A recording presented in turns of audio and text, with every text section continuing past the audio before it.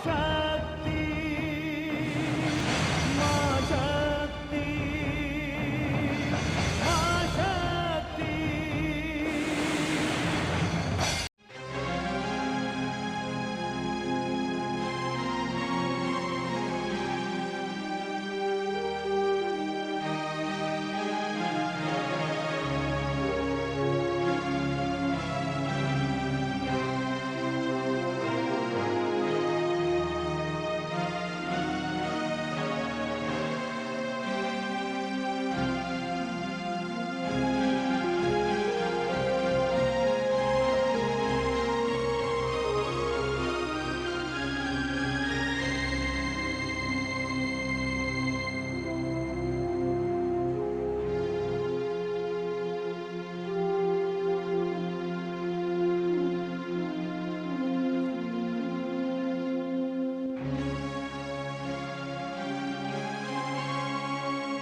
गौरी, माँ, अब क्या होगा माँ? पता नहीं पुत्री, नियति हमसे क्या चाहती है। नारायण नारायण।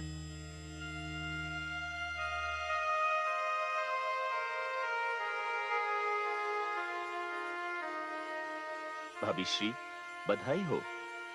बधाई? किस बात की बधाई? पुत्री गौरी, तुम अपना व्रत तोड़ सकती हो। ये आप क्या कह रहे हैं तायश्री? बताइए ना नारद जी, बात क्या है? होना क्या है भाभीश्री, बस यूं समझ लीजिए कि सारी चिंताएं समाप्त, संकट के बादल छंट गए हैं और जिस शुभ घड़ी की हमें प्रतीक्षा थी वह आ गई है। मैं समझी नहीं देवर्षि, बात क्या है?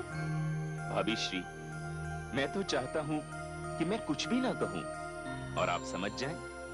पहेलियां ना बुझाइए देवर्षि, स्पष्ट कहिए, क्या बात है? भाभीश्री, मैं पिताश्री ब्रह्मा के आश्वासन पर भगवान शिव को गौरी के साथ विवाह का प्रस्ताव देकर आ रहा हूं और भगवान शिव ने कहा है कि आने वाली किसी भी शुभ घड़ी पर यह कार्य संपन्न हो जाएगा। तायश्री, क्या ये सत्य है? पुत्री, पिता यदि पुत्री से झूठ बोले तो ये मर्यादा के विरुद्ध होगा और तुम तो जानती हो मैं मर्यादा का प्रचारक हूं। अब शीघ्र ही तुम अपने पति के घर कैलाश चली जाओगी।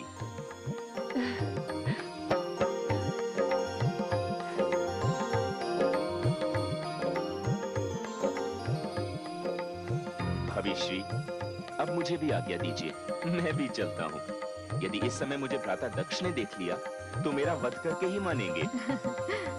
धन्यवाद नारद जी, आपने बड़ी कृपा की गौरी पर। ये आप क्या कह रही हैं भाभीश्री? पिता यदि पुत्री के भविष्य के लिए कुछ करता है तो वह पुत्री पर नहीं, स्वयं अपने आप पर कृपा करता है। और फिर हमारी पुत्री भी कौन है? गौरी, जो स्वयं देवी का स्वरूप है। नारायण नारायण। हे देवी परमेश्वरी, ये सब तुम्हारी कृपा है। ये छल है, कपट है, मर्यादा के विरुद्ध बात है ये। इस कार्य को मैं क्या समझा तुम? क्या बात है स्वामी, आप किस पर इतना रुष्ट हो रहे हैं? किसी पर नहीं पुत्रवधू, ये अपने आप पर रुष्ट हो रहा है। प्रणाम पिताश्री। सौभाग्यवती भव। प्रणाम करता हूँ, किंतु समझ में नहीं आ रहा आपको किस नाम से संबोधित करूं। सत्य कह रहा है तू, संबंधों की मर्यादा भूल गया है तू। अपनी प्रिय पुत्री पर जो व्यक्ति अन्याय कर सकता है उसे तो अपने पिता को पिता कहने में लज जाएगी ही। समझ में नहीं आता कि मैं तुझे क्या कहूं। और आपने जो किया है उसे मैं क्या कहूं? उसे तू क्या कहेगा? तू तो अपनी पुत्री का जीवन नष्ट करने चला था, उसे जीते जी मारने चला था। दक्ष, तू एक अस्वस्थ और रोगी परंपरा का आरंभ करने चला था और यदि तू अपने कार्य में सफल हो जाता तो इसके पश्चात संसार की हर पुत्री अपने दुर्भाग्य पर रोती रह जाती। तू अनर्थ करने जा रहा था, वो तो भला हो नारद का जिसने मुझे समय पर सूचित कर दिया, और आज एक बड़ा अनर्थ टल गया। अच्छा, तो ये सारी करतूत उस नारद की। वो हृदयहीन क्या समझेगा कि मैं एक पिता हूँ और अपनी पुत्री के लिए क्या कर रहा हूँ और क्यों कर रहा हूँ। उसे हृदयहीन मत कहो।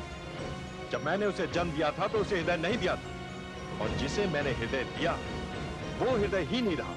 तू भावनाहीन है। तुझे जन्म देना ही मेरी भूल थी, किंतु आज मैंने अपनी भूल का सुधार किया है। क्या सुधार किया है आपने? आपने अपनी पौत्री गौरी को इस दरिद्र के घर पहुंचाने का सारा प्रबंध कर दिया है। आपने देवताओं, यक्षों और गंधर्वों के समक्ष मुझको अपमानित किया है।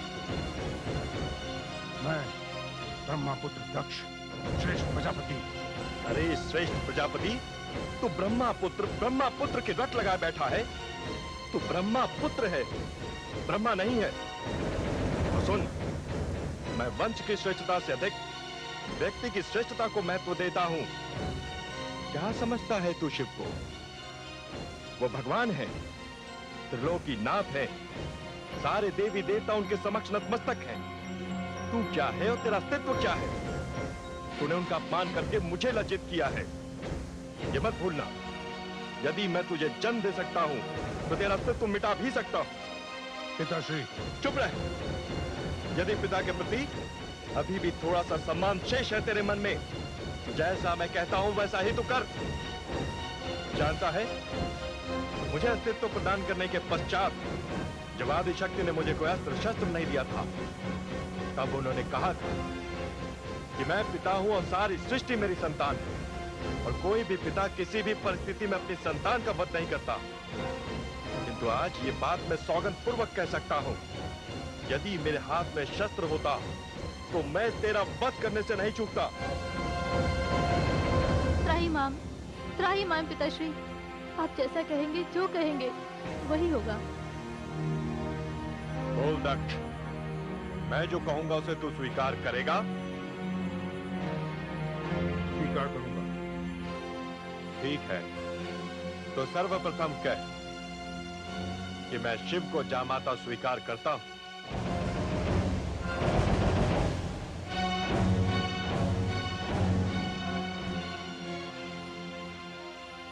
आप पिता हैं, आपके कथन का आदर करते हुए कहता हूं पिताश्री, मैं शिव को अपना जामाता स्वीकार करता हूं। चल पिता न सही, तूने पुत्र धर्म का पालन करके अपने पिता का सम्मान तो किया। मैं तो तुझे मृत्यु का शाप देने जा रहा था, और वो विचार मेरे मस्तिष्क में आ भी गया था, इसलिए तेरी मृत्यु तो होगी। मैं तुझे नहीं पिताश्री, नहीं, ऐसा मत कीजिए, ऐसा मत कीजिए। नहीं पुत्रवधू, अब ऐसा नहीं होगा। इसे मैं इसलिए क्षमा कर रहा हूं कि इसने मेरा आदेश मान लिया।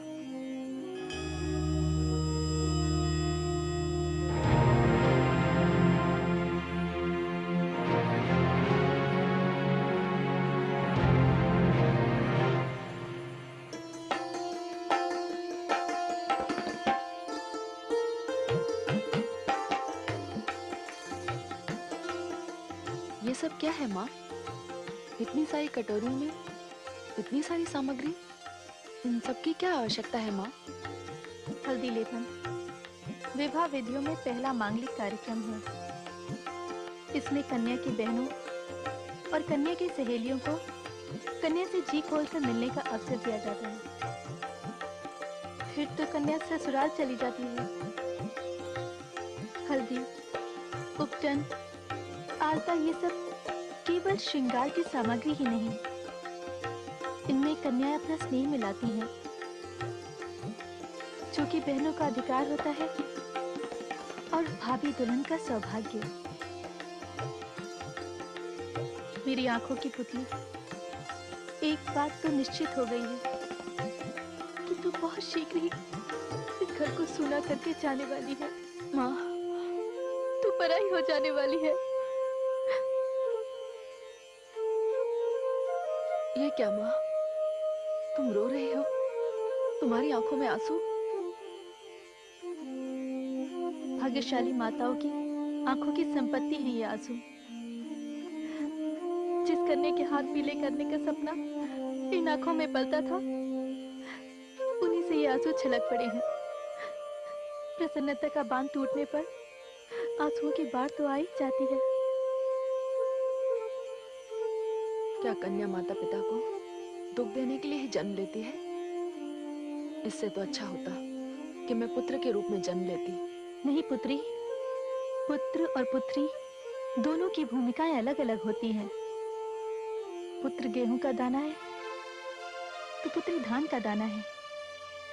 गेहूं जहां बोया जाता है वही जड़ पकड़ता है, वही पकता है, वही उगता है। किंतु कन्या का जीवन अधिक चुनौतीपूर्ण होता है। वो धान के दाने की तरह होती है, जहां उसे बोया जाता है जड़ पकड़ने से पहले ही उसे उखाड़ दिया जाता है, फिर उसे दूसरी जगह रोपा जाता है और फिर उखाड़ दिया जाता है। जड़ पकड़ना और उखड़ना, यही कन्या के जीवन की नियति है, यही उसकी उपलब्धि है और यही सत्य है। कितना कठोर सत्य है माँ। हाँ, कठोर है ये सत्य, किंतु शिव और सुंदर भी है, मंगलमय और मधुर भी है। वे माता पिता धन्य हो जाते हैं जिनके घर कन्या जन्म लेती है, क्योंकि कन्या के रूप में पिता अपने जमाता को एक नई सृष्टि का दान करता है। यदि ऐसा ना हो तो सृष्टि का तो अंत ही हो जाए। कन्यादान लेने वाले को कन्यादान करने वाले का आभार मानना चाहिए। पुत्री का पिता पुत्री देकर एक परिवार दे रहा है, वंश दे रहा है, गृहस्थी दे रहा है, पूरी संस्कृति दे रहा है। मैं तो हल्दी लगाऊंगी, तू कैसे लगाएगी? हल्दी तो मैं लगाऊंगी। तो ठीक है, मैं उपटा लगा लूंगी। ये हुई ना बात। बात तो समझ में अब आई है। अब मुझे ज्ञात हुआ है पिताश्री ने हम सभी छोटी बहनों का विवाह पहले क्यों कर दिया और आपका अब क्यों हो रहा है। उन्होंने सर्वश्रेष्ठ वर ढूंढ लिया है आपके लिए। बताइए ना, कौन है श्रीमान हमारे जीजा जी? गौरीपति। तुम्हारे जीजा जी हैं देवों में देव, महादेव, भगवान शिव। महादेव शिव? इसमें आश्चर्य की क्या बात है? जैसे देवियों में देवी हमारी बहन गौरी, वैसे ही देवों में देव महादेव शिव। अरे हमारा वंश तो धन्य हो गया ऐसा जमाता पाकर। क्यों बहनों?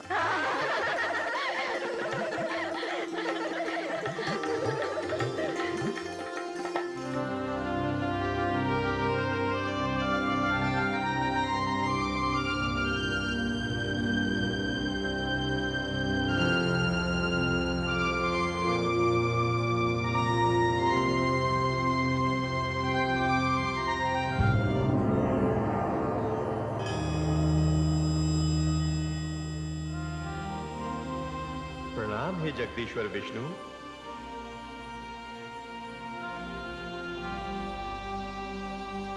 आइए ब्रह्मदेव आइए। आज सवेरे सवेरे आपका पदार्पण कितने आनंद का विषय है। बहुत ही आनंददायक समाचार लाया हूं अंतर्यामी। हे सर्वज्ञ, हे त्रिकालदर्शी, आपको यह मंगल समाचार देते हुए मुझे अपार हर्ष हो रहा है कि मेरी पौत्री दक्ष पुत्री गौरी का विवाह संस्कार कैलाशवासी भगवान शिव के साथ संपन्न होने जा रहा है। उक्त अवसर के लिए मैं आपको आमंत्रित करने आया हूं भगवान। धन्यवाद ब्रह्मा जी, धन्यवाद। आपके मुख से ये समाचार सुनकर मैं आनंद मग्न हूं। दक्ष प्रजापति को कन्यादान का पुण्य मिलेगा और उधर कैलाश पर्वत पर एक गृहस्थी बस जाएगी। तांडव नृत्य करते शंकर के डमरू नाद के साथ अब पायल और नूपुर की रुंझुन भी गूंजेगी। शिव और शक्ति का ये मिलन सृष्टि के लिए कितना कल्याणकारी सिद्ध हो। ये तो होना ही था प्रभु। हे भाग्य विधाता, अवश्य ही ये आपकी सोची समझी योजना का फल है। वैरागी शिव के अनुरागी उत्सव में हम अवश्य सम्मिलित हैं। धन्यवाद। आपकी स्वीकृति पाकर मैं आभारी हूं भगवान। वो कितना पावन क्षण होगा जब दक्ष के द्वार आपकी चरण धूलि से पवित्र होंगे, जब वर वधु आपका आशीर्वाद पाकर आनंद विभोर उठेंगे। अच्छा, तो अब मैं आज्ञा लूं। अभी मुझे देवों, यक्षों, गंधर्वों, किन्नरों, आपका आमंत्रण तो हमने स्वीकार कर लिया। यह भी निश्चित है कि हम दक्ष के द्वार पर पहुंचेंगे, किंतु ये किंतु क्या है मायापति? किंतु यदि हम भगवान शिव के बाराती बनकर आते हैं तो स्वागत करने की जगह स्वागत स्वीकार करेंगे। हे आनंददाता, हे संसार के पालनहार, आपकी माया अपरंपार है।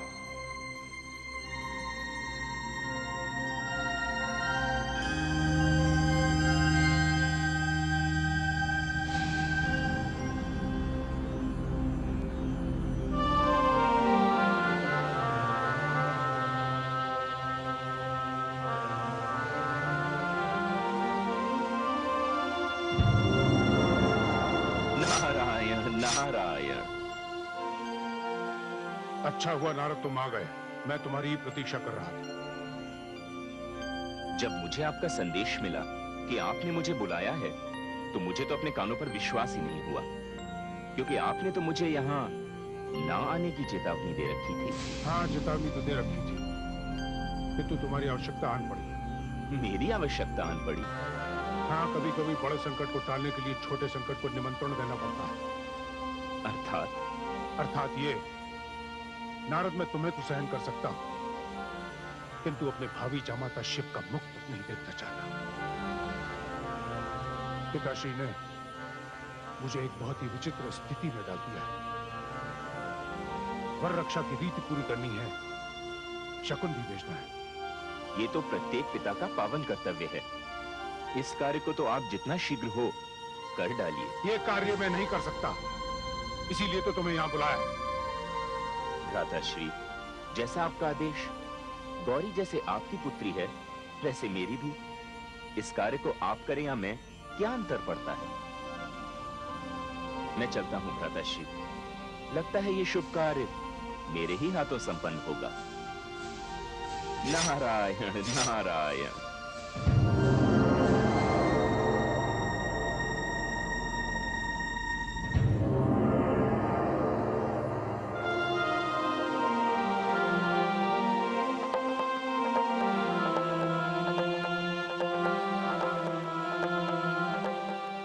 नारायण नारायण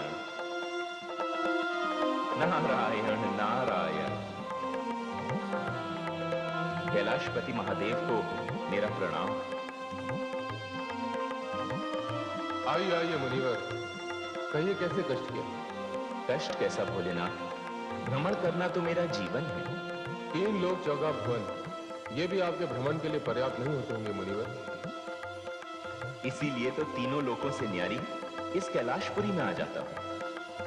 अब मैं आपका स्वागत कैसे करूं? ये इंद्र की नगरी तो है नहीं, संपत्ति नहीं, वैभव नहीं, दिखावा नहीं, भीतर बाहर सब एक समान। हे महेश्वर, इसीलिए तो आपका इतना गुणगान होता है।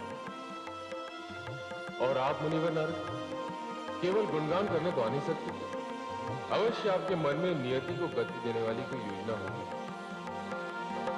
कुछ नहीं भोलेनाथ, कुछ नहीं।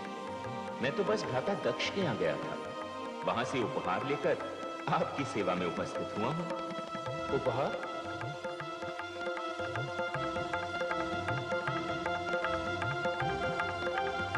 ये सब किस लिए?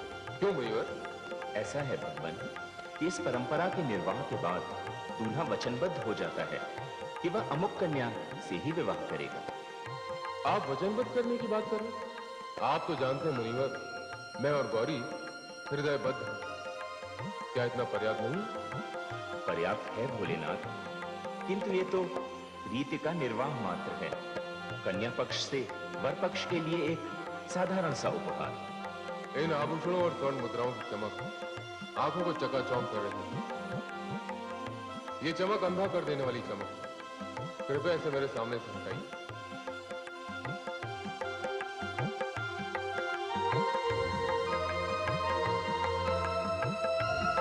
अब बोलिए मुनिवर। इसके अतिरिक्त कुछ भवन भी हैं भोलेनाथ, जो भ्राता दक्ष की विभिन्न क्षेत्रों में संपत्ति है। इसका अर्थ तो ये हुआ कि खुले आकाश के नीचे रहने वाले शिव को अब ससुराल की कृपा से रात की आवाज मिलेगी। मुझे राजभवन में घेर कर बंदी बनाने की योजना है। ये आप क्या कह रहे हैं भोलेनाथ? ऐसा कुछ भी नहीं है। ये वस्त्र, ये आभूषण, ये भवन, ये तो कन्या के भविष्य के लिए एक असहाय पिता की चिंता मात्र है। आप दुल्हे को विवाह के लिए वचनबद्ध करने नहीं, दुल्हे को मोल लेने के लिए आए। मुझे सब कुछ नहीं चाहिए। ऐसी परंपरा तो होनी भी नहीं चाहिए। दुल्हे के लिए दुल्हन से बढ़कर कोई उपहार नहीं होता। अन्य उपहार दुल्हन की महत्ता को कम कर देते हैं। कन्या पिता के जीवन का वो अनमोल धन होती है जिसे देकर वो वर परिवार पर उपकार करता है। अच्छा प्रभु, ये स्वर्ण मुद्राएं रहने देते हैं, किंतु आभूषण तो ग्रहण कर लीजिए। इन आभूषणों को ग्रहण करके मैं अपने पौरुष को कलंकित नहीं करना चाहता। पुरुष का सर्वश्रेष्ठ आभूषण तो उसका पौरुष होता है। ये आभूषण जो आप लाए हैं वो तो शरीर के बोझ हैं। भीतर के शून्य को बाहरी बोझ से ढकने के लिए मुझे इनमें से कुछ नहीं चाहिए। और ये रेशमी वस्त्र, इनका क्या करें भोलेनाथ? बागंबरधारी को सुंदर वस्त्रों से क्या लेना चाहिए? आप धन्य हैं भोलेनाथ। जितने अनुरागी उतने वैरागी भी। हाँ देवर्षि, ये उपहार तो प्रजापति दक्ष के राजमहल की देन है। क्या एक राजा की ही कन्या है? क्या किसी धनीन को अपनी पुत्री के हाथ पीले करने का अधिकार नहीं? यदि कोई धनीन अपनी पुत्री को उपहार देना भी चाहे तो वो क्या करेगा? उसे इतना धन कमाने के लिए चोरी करनी पड़ेगी, पाप करना पड़ेगा, अपराध करना पड़ेगा। क्या किसी कन्या का पिता होना ऐसा दंडनीय अपराध है? देवर्षि, विवाह तो दो हृदयों का, दो आत्माओं का पावन बंधन होता है, मधुर मिलन होता है। इसमें धन के प्रदर्शन को कोई स्थान नहीं। महादेव, ये कहकर आपने संसार को एक उचित मार्ग दिखाया है।